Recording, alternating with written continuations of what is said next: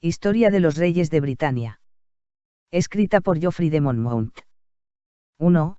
A menudo he pensado en los temas que podrían ser objeto de un libro, y, al decidirme por la historia de los Reyes de Britania, me tenía maravillado no encontrar nada, aparte de la mención que de ellos hacen Gildas y Beda en sus luminosos tratados, acerca de los reyes que habían habitado en Britania antes de la encarnación de Cristo, ni tampoco acerca de Arturo y de los muchos otros que lo sucedieron después de la encarnación, y ello a pesar de que sus hazañas se hicieran dignas de alabanza eterna y fuesen celebradas, de memoria y por escrito, por muchos pueblos diferentes. 2. En estos pensamientos me encontraba cuando Walter, archidiácono de Oxford, hombre versado en el arte de la elocuencia y en las historias de otras naciones, me ofreció cierto libro antiquísimo en lengua británica que exponía, sin interrupción y por orden, y en una prosa muy cuidada, los hechos de todos los reyes britanos, desde Bruto, el primero de ellos, hasta Cadwaladro, hijo de Cadwallon. Y de este modo, a petición suya, pese a que nunca había yo cortado antes de ahora floridas palabras en jardincillos ajenos, satisfecho como estoy de mi rústico estilo y de mi propia pluma, me ocupé en trasladar aquel volumen a la lengua latina. Pues, si inundaba la obra de frases ampulosas, no lograría otra cosa que aburrir a mis lectores, al obligarlos a detenerse más en el significado de las palabras que en la comprensión de los objetivos de mi historia. 3.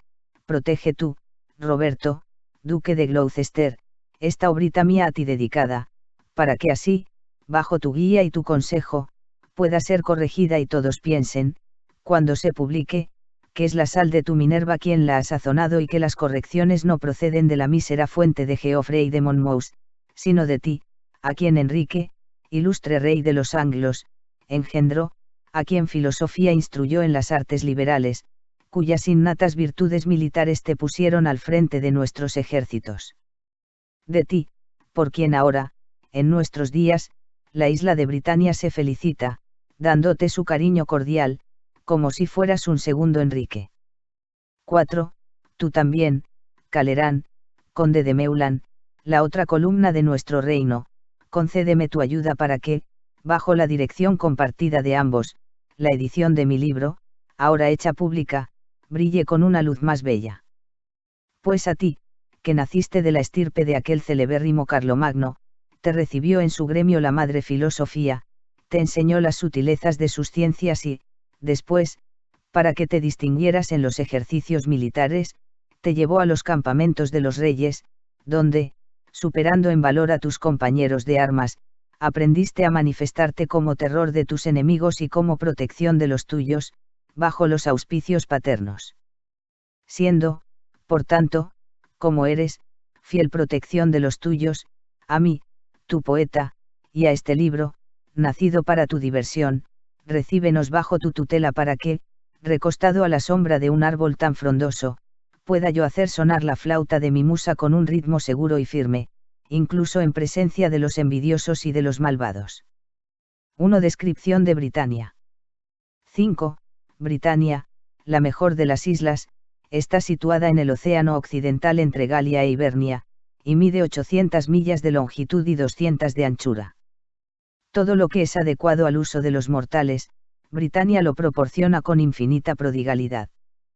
Pues abunda en toda clase de metales, posee campos que se extienden por todas partes y laderas idóneas para los mejores cultivos, donde, debido a la fecundidad de la tierra, variadísimos frutos se recogen en las distintas estaciones. Tiene bosques, repletos de todo género de animales salvajes, y claros ricos en hierba con que alimentar el ganado, y flores de muchos colores que reparten su miel entre las abejas que acuden a libar en ellas. Prados posee también en lugares amenos, verdeantes al pie de altas montañas, donde brillantes manantiales, fluyendo en nítidas corrientes con un murmullo suave, arrullan e inducen al sueño a cuantos yacen en sus riberas. Está regada, además, por lagos y riachuelos abundantes en peces y, sin contar el estrecho brazo de mar de la costa meridional por el que se navega a las Galias, por 3 nobles ríos, el Támesis, el Severn y el Humber, a los que extiende como si fueran brazos para recibir el comercio de ultramar, traído hasta aquí en naves propias y desde todas las naciones. 2 veces 10 ciudades, y 2 veces 4, fueron la gala de Britania antaño, de ellas algunas, con las murallas destrozadas y en lugares abandonados, presentan hoy un desolado aspecto, otras, en cambio, se han conservado intactas y muestran todavía hoy las iglesias dedicadas a santos con sus torres, bellísimas y airosas allá en lo alto, donde congregaciones de religiosos, varones y mujeres, prestan servicio a Dios según la tradición cristiana. Finalmente, la habitan 5 pueblos, a saber, los normandos, los britanos, los sajones, los pictos y los escotos. De ellos fueron los britanos quienes, antes que los demás, la poblaron de mar a mar, hasta que, debido a su orgullo, la venganza divina los alcanzó y hubieron de someterse a pictos y sajones. Queda ahora por explicar de dónde vinieron y de qué manera llegaron a nuestras costas, lo que será objeto de los siguientes párrafos. 2. Historia de Bruto. 6. Después de la guerra de Troya, Eneas, huyendo de la destrucción de la ciudad, llegó por mar a Italia en compañía de su hijo Ascanio. Allí fue recibido con todos los honores por el rey latino, lo que hizo que Turno, rey de los rútulos, lo mirase con malos ojos y le declarara la guerra. Fue Eneas quien llevó la mejor parte en la lucha y, una vez muerto Turno, obtuvo el reino de Italia y a Lavinia, la hija de Latino. Después, cuando le llegó la última hora, Ascanio, ahora rey en lugar de su padre, fundó la ciudad de Alba sobre el Tíber y engendró un hijo, cuyo nombre era Silvio. Este, entregándose a un amor furtivo, se casó en secreto con cierta nieta de Lavinia y la dejó encinta. Cuando esto llegó al conocimiento de su padre Ascanio, ordenó a los magos de la corte que averiguaran si la joven daría a luz un niño o una niña.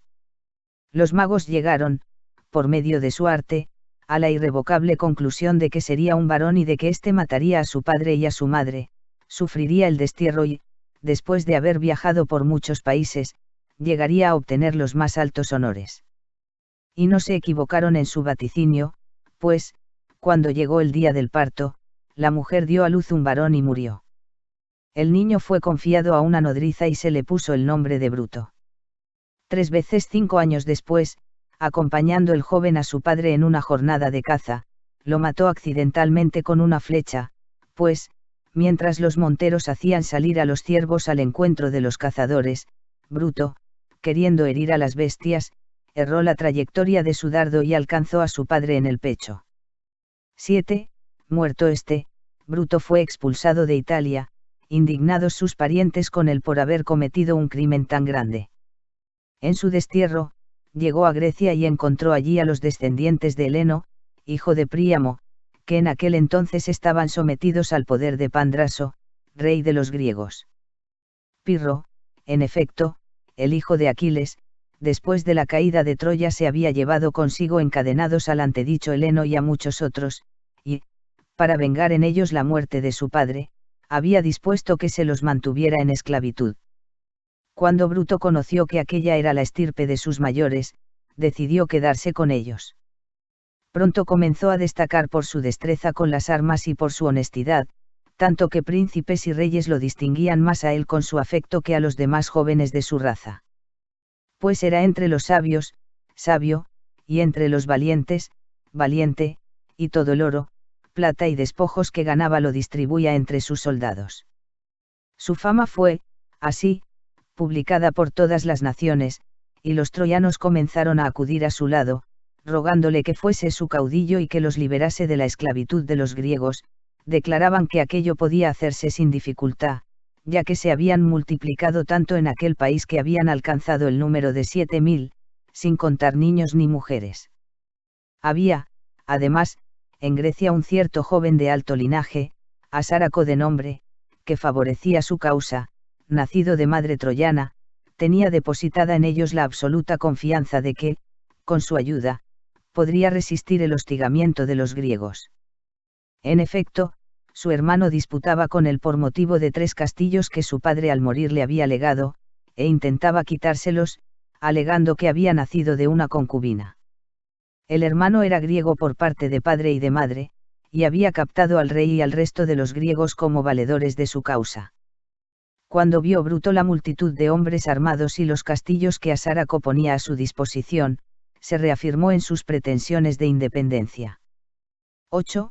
Elevado a la dignidad de caudillo, convoca a los troyanos de todas las regiones de Grecia y fortifica los castillos de Asáraco. Él, Asáraco y toda la multitud de hombres y mujeres que estaban a su lado ocupan bosques y colinas. Después envía cartas al rey en estos términos. A Pandraso, rey de los griegos, Bruto, caudillo de los últimos troyanos, salud. Como era indigno que un pueblo, nacido del preclaro linaje de Dárdano, fuese tratado en tu reino de un modo tan diferente a lo que el brillo de su nobleza exigiría, se ha retirado a las profundidades de los bosques. Pues prefiere vivir a la manera de las bestias salvajes, a saber, de carne y de hierbas, pero en libertad, que permanecer un solo instante más, disfrutando de todos los deleites, bajo el yugo de tu dominio.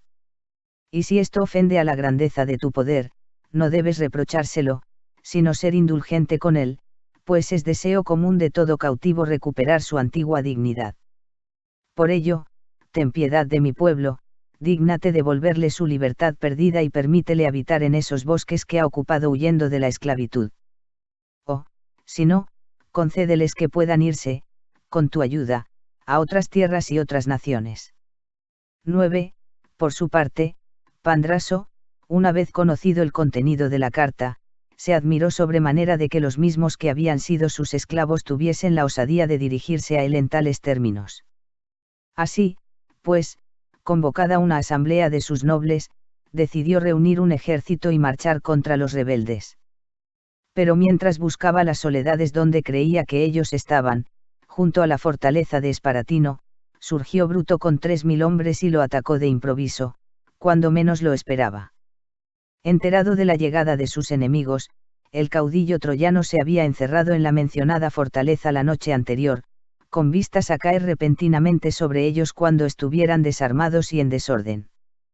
Brava es la acometida de los troyanos, se esfuerzan en difundir el estrago por doquier.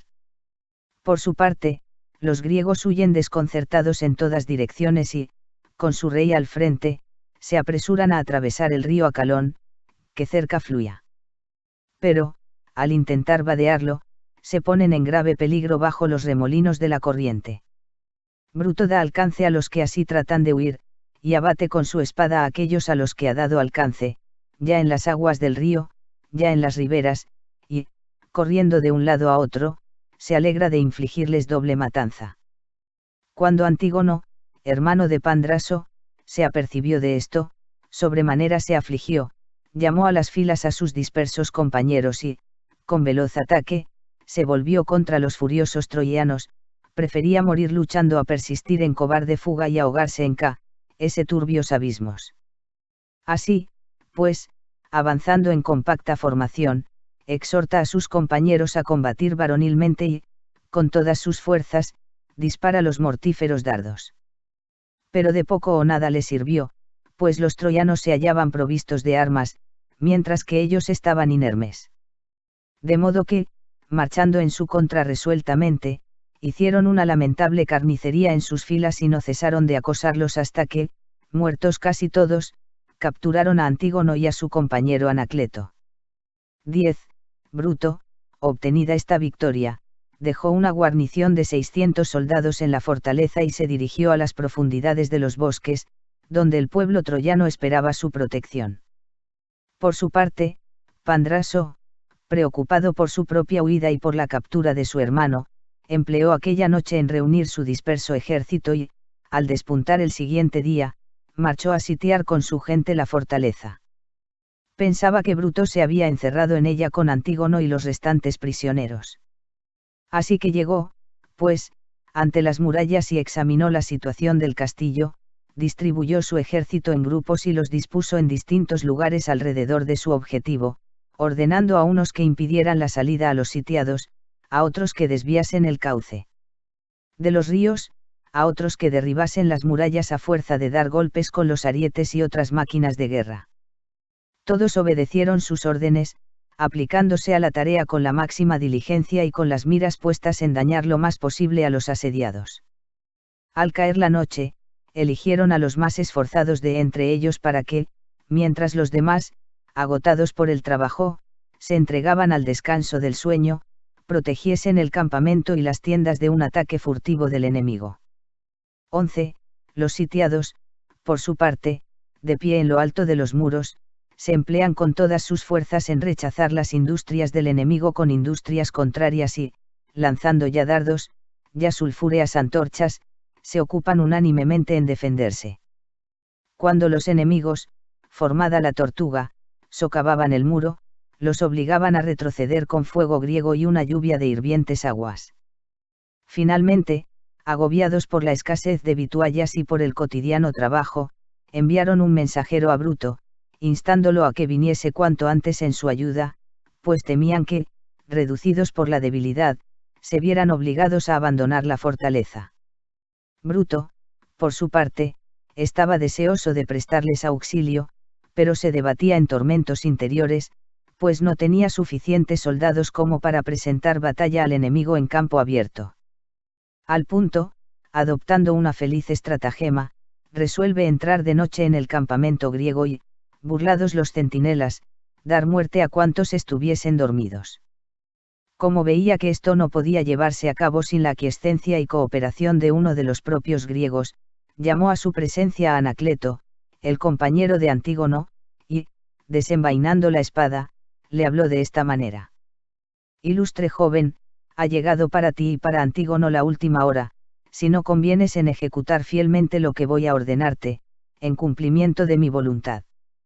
Me propongo entrar esta noche en el campamento de los griegos e infligirles inesperada matanza, pero temo que sus vigías, descubierto el ardid, estorben mi empresa.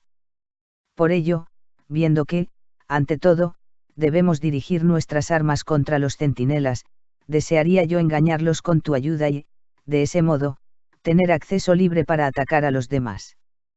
Así que tú, obrando astutamente, como corresponde a un asunto de tanta importancia, te dirigirás a la guardia a la segunda hora de la noche y, apaciguando las sospechas de todos con engañosas palabras, dirás que huiste con Antígono de mis prisiones hasta llegar a los linderos del bosque, y que allí quedó él, escondido entre los arbustos, incapaz de seguir a causa de los grilletes con que tú fingirás que se hallaba trabado. Después los llevarás a las lindes del bosque, como si fuesen a liberarlo, y allí estaré yo con gente armada, dispuesto a terminar con ellos. 12. Anacleto, aterrorizado de continuo ante la visión de la espada que, mientras estas palabras fueron dichas, lo amenazaba de muerte, prometió bajo juramento que llevaría a cabo lo que se le exigía, con tal que se les concediese a él y a Antígono la merced de la vida. Confirmado el pacto, se echaba encima ya la segunda hora de la noche cuando se puso en camino hacia la guardia, tal y como le había sido ordenado. Al llegar cerca del campamento, le salen al encuentro por todas partes los centinelas, que vigilaban hasta los más recónditos lugares, y le preguntan el motivo de su llegada y si había venido con la intención de traicionar al ejército. Fingiendo una gran alegría, Anacleto les respondió: No vengo a traicionar a mi propio pueblo. He logrado escapar de la prisión de los troyanos y llegar hasta vosotros. Os pido que vengáis conmigo en busca de vuestro querido Antígono, a quien libré del poder de Bruto. Pues a él, estorbado por el peso de los grilletes, le ordené hace muy poco mantenerse escondido entre los arbustos, en las lindes del bosque, hasta que yo encontrase a alguien a quien pudiera conducir allí para liberarlo. Dudando ellos si decía o no la verdad, se acercó un centinela que lo conocía y, después de saludarlo, comunicó a sus compañeros quién era. Sin vacilar ya más, llamaron a los ausentes para que acudieran cuanto antes y lo siguieron hasta la floresta en la que había dicho que Antígono se encontraba escondido. Mientras avanzaban por entre los arbustos, surgió ante ellos Bruto con sus gentes armadas y, atacándolos, sembró muy pronto crudelísima muerte entre los aterrados centinelas. Después se dirigió al campamento de los sitiadores, dividiendo a sus guerreros en 3 columnas y ordenando que cada una se aproximara al campamento por un punto diferente, con prudencia y sin ruido, y que, una vez dentro, se abstuvieran de matar a nadie hasta que él mismo, habiéndose apoderado de la tienda del rey con los hombres de su escolta, les diera la señal haciendo sonar su cuerno. 13. les enseñó, además, cómo hacer lo que tenía que hacerse. Al punto, ellos se dirigen silenciosamente al campamento y, cumpliendo las órdenes, esperan la señal prometida. No tardó Bruto en dársela, tan pronto como hubo llegado ante la tienda de Pandraso, el lugar que tanto deseaba conquistar. Oída la señal, los troyanos desenvainan rápidamente las espadas, se precipitan en los lechos de los soñolientos enemigos, redoblan sus golpes mortales y, de esta guisa, sin piedad alguna, pasean por el campamento. A los gemidos de los moribundos despiertan los demás, y, a la vista de los degolladores, se quedan estupefactos, como ovejas atacadas de improviso por lobos. No esperan encontrar ninguna protección, viendo que no tienen el tiempo necesario para tomar las armas ni para iniciar la fuga, y corren sin armas de un lado a otro entre hombres armados, con su solo impulso por guía, cayendo sin cesar ante los golpes de los enemigos. El que medio muerto escapaba, fruto del ansia loca de su carrera, se ha ido a estrellar contra las rocas, se ha enredado entre los arbustos y ha entregado su alma desdichada al mismo tiempo que su sangre. El que, defendido solo por su escudo u otra protección semejante, huía velozmente a través de la oscura noche, ha chocado contra las rocas, llevado de su propio miedo a la muerte, y, al caer, se han quebrado sus brazos o sus piernas, y aquel que no ha sufrido estos percances, sin saber hacia dónde huir, ha terminado por ahogarse en las aguas vecinas. Prácticamente nadie conseguía salir ileso, sin exponerse al riesgo de alguna desgracia. Además, los defensores de la fortaleza, cuando se apercibieron de la llegada de sus camaradas, efectuaron una salida, duplicando así la matanza. 14. Ahora Bruto ya ha conquistado la tienda de campaña regia, y, apoderándose de Pandraso, lo retiene cautivo, pues piensa que, con vida, le será más útil el rey para dar cima a sus propósitos. Pero la tropa que iba con él siguió sembrando muerte hasta el punto de que, en la parte del campamento que habían ocupado, la mortandad se convirtió en auténtico exterminio. Cuando hubieron gastado así la noche, y la luz de la aurora hizo patente el estrago infligido a los griegos, Bruto, exultante de alegría, permitió a sus guerreros repartirse a capricho los despojos de la matanza. Después entró en la fortaleza con el rey, y allí esperó hasta que se distribuyeron los tesoros. Una vez repartidos, fortificó de nuevo el castillo y ordenó dar sepultura a los cadáveres. Reuniendo luego a sus huestes, volvió a los bosques, lleno de júbilo por su victoria. Las buenas nuevas colmaban de gozo los corazones de todos. Fue entonces cuando el bravo caudillo convocó a los ancianos, con la intención de que decidieran qué debía pedirse a Pandraso, pues, como estaba en su poder, tendría que acceder a cualquier género de petición, si es que quería recuperar la libertad.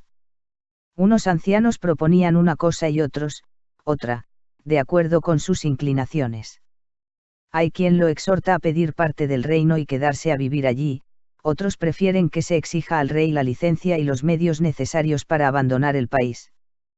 Como pasara el tiempo y todavía dudasen, uno de ellos, Mempricio era su nombre, se puso en pie, pidió silencio y dijo a los demás, que lo escuchaban: ¿Cómo es que vaciláis, padres, ante lo que, según mi opinión, es más oportuno para vuestro bienestar? Una sola cosa debe pedirse, y es la licencia para partir, si deseáis lograr, vosotros y vuestros descendientes, una paz eterna. Pues si le concedéis la vida a Pandraso a cambio de una parte de Grecia y permanecéis entre los dánaos, nunca disfrutaréis de una paz duradera mientras los hermanos, hijos y nietos de aquellos a los que infligisteis la matanza de ayer sean vuestros vecinos o anden mezclados con vosotros.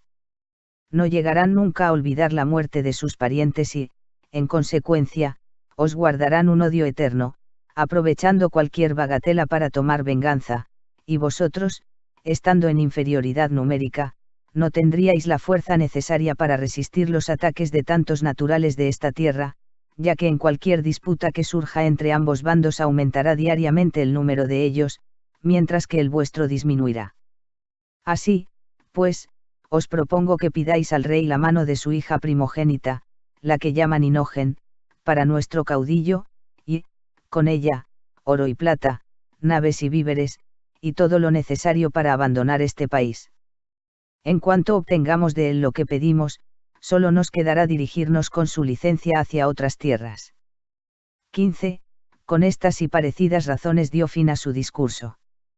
La asamblea, unánimemente, fue de este parecer, decidió que Pandraso fuese conducido a su presencia y que, si no accedía a su petición, sufriera la más cruel de las muertes.